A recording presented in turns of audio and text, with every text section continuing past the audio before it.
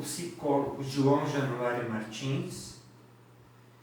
Eu tenho gravado alguns vídeos de falas e práticas corporais em que a gente tenta passar um pouco do que sabemos, o pouco que praticamos para o nosso próprio bem-estar e equilíbrio. Eu tenho o meu canal no YouTube e no Face com o próprio meu próprio nome, João Januário Martins. Hoje eu gostaria de estar falando um pouco, eu prometi um vídeo para os meus pacientes, clientes, né? Uma mensagem que a gente pudesse se apaziguar um pouquinho diante da situação do Covid-19, coronavírus, né? Que a maior parte de nós estamos em confinamento, em quarentena, não é? Tentando seguir as recomendações médicas do pessoal da ciência e o bom senso. E para isso a gente precisa também aproveitar o momento para nos buscarmos interiormente. Então é isso que eu acredito que os psicólogos, os terapeutas que lidam com a mente, né, com o equilíbrio, podem estar estimulando as pessoas a, nesse momento que se gera naturalmente muito medo, muitos em pânico, verdadeiro pavor, que só piora a situação. Então é hora de nós buscarmos informações, técnicas em que nós possamos relaxar, não é? E para aqueles que têm a sua religiosidade interior, através das suas orações, das suas mentalizações, dos seus mantras, poderem estar se equilibrando e ajudando ao mundo a passar por essa situação. Nós bem sabemos que a ansiedade gera o pânico. Então uma pessoa muito ansiosa, ela respira muito rápido e que gera a crise do pânico. O que é a crise do pânico? Se perde o equilíbrio, né, do organismo. O organismo entra num estado de alcalose, que é a eliminação muito grande de gás carbônico em relação ao oxigênio. Então nós temos que aprender uma respiração mais longa, profunda, que a inspiração começa aqui no baixo ventre, o abdômen cresce, o peito cresce, guardamos um pouquinho o ar e depois esvaziamos aos poucos, encolhendo a barriga. Então o músculo diafragma do abdômen cresce na inspiração e contrai na expiração, certo? Quando percebemos que estamos ficando muito ansiosos, agitados, é bom praticarmos essa respiração e evitarmos os pensamentos repetitivos, obsessivos. Para isso existem muitas sugestões de mantras, entre eles o Ho'oponopono, né? O Ho'oponopono, as 4 frases, né, que fazem parte do Ho'oponopono. Sinto muito, me perdoe, te amo, sou grato. Né? Tem uns vídeos muito bacanas já gravados no YouTube disponível, né? Só jogar no Google, sinto muito, me perdoe, te amo, sou grato, já traz uma serenidade, né? Então, para tudo que nos acontece, para tudo que já nos aconteceu, agora com o advento do Covid-19, sinto muito, me perdoe, sou grato, até por isso, porque a humanidade, ninguém tem culpa, né? Muitos estão culpando os chineses, mas a culpa é da humanidade, né? A China virou o que virou nessa globalização toda por conta da influência do mundo ocidental, né? Muitas empresas se deslocaram para lá, muitos empresários, então falam a mão de obra chinesa, isso e aquilo, enfim, nós todos estamos envolvidos. Trabalho semi-escravo, sim, nós todos estamos envolvidos. Não adianta culpar A, B ou C. Nós vamos tentar fazer a nossa parte e aprender alguma coisa, inclusive com esse adoecimento, com essa pandemia. Nos recolhendo interiormente, vocês vejam que situação. É lógico que as pessoas melhores na parte da classe social, né, têm acesso a hospitais particulares, tudo mais, mas também estão isoladas, né? Vai faltar equipamento para todo mundo, já está faltando, não né? Então, não tem essa mais, quem é rico, quem é pobre. É lógico que os excluídos sempre sofrem mais, né? Porque eles vivem em aglomerados, eles estão mais sujeitos a serem contaminados. Essas criaturas que vivem nas ruas, né? Enfim, nós temos que também ter esse olhar para o social. Nós também temos que ter o olhar para aquele que sofre mais, que não tem acesso, né? Que não pode fazer compras e ter a geladeira reforçada, que praticamente tem um dinheirinho para comer. O seu ganha hoje o que vai comer amanhã, não é assim? Então a gente tem que ter um pouquinho desse olhar social, né? Não pensar só em nós, né? Então, né, circulou nos meios sociais também a questão da numerologia, né, do ano 2020, né, que nas somatórias dos números dá 4. Então foi falado, né, nessa mensagem, por exemplo, do tema mítico do Velho Testamento, em que Moisés, né, com o povo hebreu, quando eles saem do Egito, eles ficam 40 anos migrando no deserto, né, até atingir a Terra Prometida. 40 anos, então 4. Moisés fica 40 dias para receber a tábua, né, com os mandamentos. E se você for ver, o Jung faz esse estudo, né, o Jung da psicologia analítica, ele faz esse estudo da forma geométrica mais completa para os gregos, que é o quadrado, né? Então lá, os ensinamentos pitagóricos, pré-socráticos, ele fala os ensinamentos de Pitágoras, ou a tetrax, 4. Os ensinamentos do Buda também, 4. São 4 evangelistas, né? 4 estações do ano, 4 pontos cardeais. Então, realmente, a quaternidade é um tema mítico, né? Alquímico, né? Cabalístico, chame como quiser.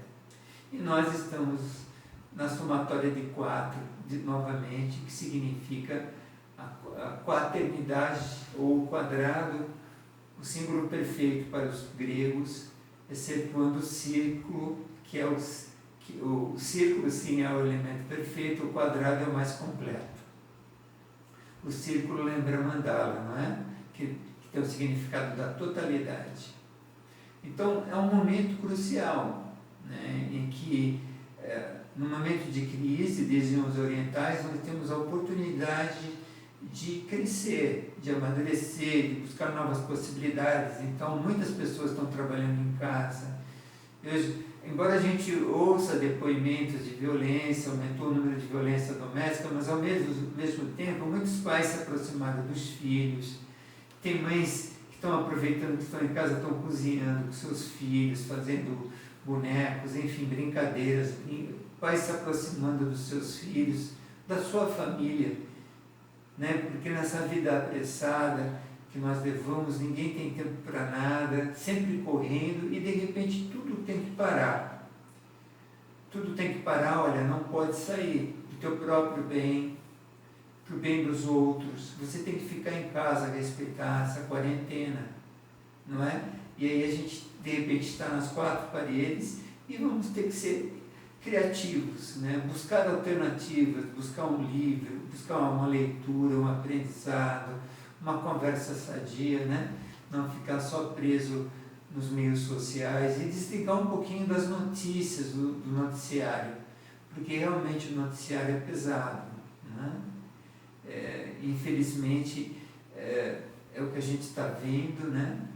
Muitas mortes, muitos doentes contaminados, os políticos brigando, um nega que existe a doença, nega a pandemia e dá um mau exemplo, outros começam a querer levar vantagem e, enfim, se perde de vista a visão maior que deveria ser, como representantes do povo, pensar no melhor do povo. Mas, infelizmente, a gente sabe, né, que a maioria dos políticos pensa em si próprio, né, é uma inflação de ego, enfim.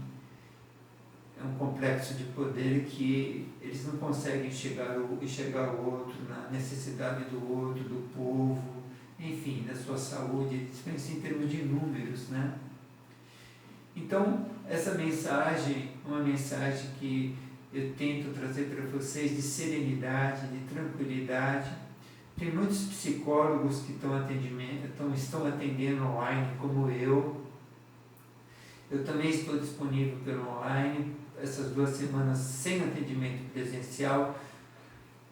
Se tudo correr bem, a gente retomamos a semana que vem, né, os atendimentos presenciais, mas existe a possibilidade do atendimento online, das pessoas que precisam conversar. Tem muitas pessoas que são resistentes. Eu gosto de falar assim, desde aquelas palestras há muito tempo atrás que eu dava em escolas para pais, por exemplo, eu falava assim para os pais: se a coordenadora, a professora chegar para você, mãe, e falar que o seu filho se queixa de dor de dente, né, na hora da merenda, e te orienta, mãezinha, leva seu filho, é bom você levar seu filho no dentista, ele está se queixando de dor de dente. Ou numa outra situação, onde a coordenadora, a professora, a diretora da escola infantil, que seja orientadora, fala para você, mãezinha, que seu filho anda vomitando após a merenda, durante a merenda ou na brincadeira, seria bom fazer uma avaliação no médico para ver como é que está o sistema gástrico da sua criança. Você vai agradecer. Mas se essa mesma profissional da educação chega para você e fala: seu filho está um tanto agitado demais, ele anda agressivo demais, ou ele anda quieto demais, ele não brinca, ele não se socializa, seria interessante, com maior cuidado, seria interessante que você levasse ele no psicólogo. A reação da mãe não é igual. Então existe um preconceito muito grande em relação ainda. Nós estamos no século XXI, existe um preconceito muito grande em relação a ir ao psicólogo, a ir ao psiquiatra, não é? Sendo que nós estamos... É a saúde do emocional, é a saúde da mente, que requer a mesma atenção. Infelizmente, nós vivemos numa cultura que não se valoriza o emocional. E você vê, numa situação dessa de crise, não adianta a pessoa ser muito inteligente, muito competente naquilo que ela faz. Se ela não tiver equilíbrio emocional, ela fracassa. Ela fracassa nos relacionamentos sociais, quer seja família, trabalho, não sabe conviver em grupo, né? Acostumado só a impor as suas opiniões, baseado na sua inteligência. Então é hora de começarmos a rever esses conceitos, que vocês entendam que investir no emocional é tão importante quanto investir no intelectual, que não basta só seu filho ser inteligente, ter uma boa formação escolar, acadêmica, se ele também se não for trabalhado, estimulado também o desenvolvimento do emocional. São 2 inteligências distintas. Existem muitos trabalhos sobre isso. Eu mesmo posso falar sobre isso num outro momento, mais devagarzinho, falando sobre as competências do emocional, sobre a inteligência emocional. Existe o trabalho Inteligência Emocional de Daniel Goleman, da década de 90, e os 2 norte-americanos, o Goleman como o Gardner escreveu as múltiplas inteligências. Então, inteligência numérica, né, lógica, aquelas pessoas que têm facilidade de lidar na área de exatas, ou a inteligência linguística, que tem facilidade para línguas, e assim a inteligência sinestésica dos esportistas, ele elenca 7 inteligências, e entre elas a inteligência intrapsíquica, que é você com você mesmo, e a interpessoal, você com o outro. Então, é uma competência também, é uma inteligência também que nós temos que desenvolver. Então, nesse momento, que a gente possa buscar isso, sabe? Quem eu sou, o que eu quero, o que eu preciso, efetivamente, o que eu preciso para viver, sendo que no momento a gente está nesse mundo e podemos não estar mais, né? Podemos ter saúde estarmos em perfeita saúde e de repente sermos contaminados por um vírus e irmos embora. E da mesma forma que nós temos que ser preparados para a vida, a gente também tem que ser preparado para a morte, né? Principalmente aqueles que já passaram da meia-idade. O meu mestre, o Jung, fala sobre isso, né? A primeira metade da vida é a juventude e a segunda metade da vida é a fase de envelhecer. Existe tanto sentido na juventude como no envelhecer. Então, mas nesse momento a gente tem que estar inteiro. Se estamos nesse mundo, a gente tem que estar inteiro. Para o jovem, para a criança, eles têm que ser preparados para serem lançados no mundo. Mas aquele que atinge a meia-idade e já começa na curva descendente do envelhecer, é um pouco complicado querer viver com os mesmos valores da juventude. Não combina, né? São outros valores, outras questões. Jung fala que na primeira metade da juventude tem a ver com o intelecto, a segunda metade tem a ver com a sabedoria. A primeira metade tem a ver com a ação, a segunda metade com a retração, com o recolhimento interior. Então, no primeiro momento, o ego nasce a partir do self, do si mesmo, né, do inconsciente. O ego chega ao máximo que pode chegar, né, em relação ao eu interior, para depois começar novamente a se recolher conforme o envelhecer. Então, o ego, ele deixa de ser o ator principal para ser o ator coadjuvante. O eu interior, sempre, mas nessa primeira metade da vida, o ego se sobressai, que é a fase da consciência. Na segunda metade da vida, o ego começa a se recolher e o eu interior assume o comando. Para tudo isso, nós temos que nos preparar. A gente tem que entender assim. Não dá para a gente viver com os mesmos valores da juventude e não envelhecer, diz o Jung, com o perigo de perdermos a própria alma. Então, esse é um vídeo que eu estou fazendo na segunda semana de quarentena. Quero voltar a conversar com vocês. Vocês podem pedir para mim quais assuntos que vocês gostariam que eu abordasse, tá?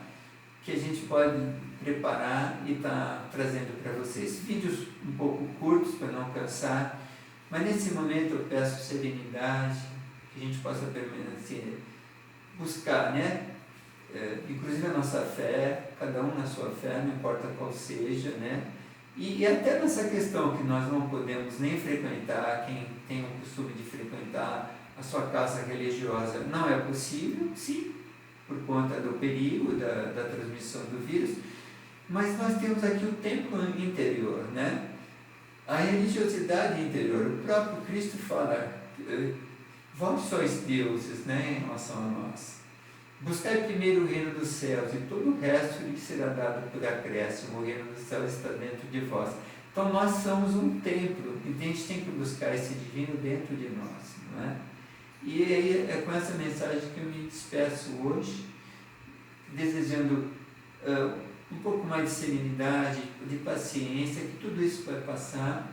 A humanidade já passou por situações muito piores, na gripe espanhola, por exemplo, onde mais de 50 milhões morreram, nas grandes guerras. Então é a nossa parte, né? A vida é assim, é cíclica, né? Tudo vai e volta. E vamos buscar na quaternidade do simbolismo desse ano, ao mesmo tempo com muita dor e sofrimento, nós vamos buscar o estímulo para entender o significado, não esse vírus como algo só a combater, né, algo perigoso a ser combatido, mas qual a justa razão, né, como diz Bert Hellinger, qual a justa razão? E qual o significado, como diz o Jung, né, para nós estamos passando por essa situação e aproveitarmos para nos buscarmos, nos recolhermos interiormente, buscarmos forças, novas possibilidades, novos talentos e rever como tem sido nossa vida, se não é só uma vida só de rotina, de uma inércia psíquica muito grande, embora em movimento, mas numa inércia de um movimento repetitivo, como diz Isaac Newton, né? A inércia pode ser um movimento parado ou movimento repetitivo, retilíneo uniforme, né? Nós podemos estar num movimento, mas numa inércia muito grande. Então, a inércia psíquica ela repete a inércia de um corpo parado ou em movimento, né? É o momento de quebrar um pouco essa inércia e não termos medo de nos enxergarmos a nossa própria sombra, né? Enxergar o nosso próprio mal e pararmos de projetar o nosso mal no outro, na situação, como a gente gosta de fazer, né? Sempre o homem fez isso. Então é um momento de recolhimento, darmos conta do nosso próprio mal para entrarmos em contato com a nossa escuridão para chegarmos à nossa própria luz. Então fique com Deus, busque a sua fé, somente a fé da religiosidade interior, na crença de cada um, tá? Da sua essência divina, que nós todos vamos superar isso. Até uma próxima. Fiquem bem.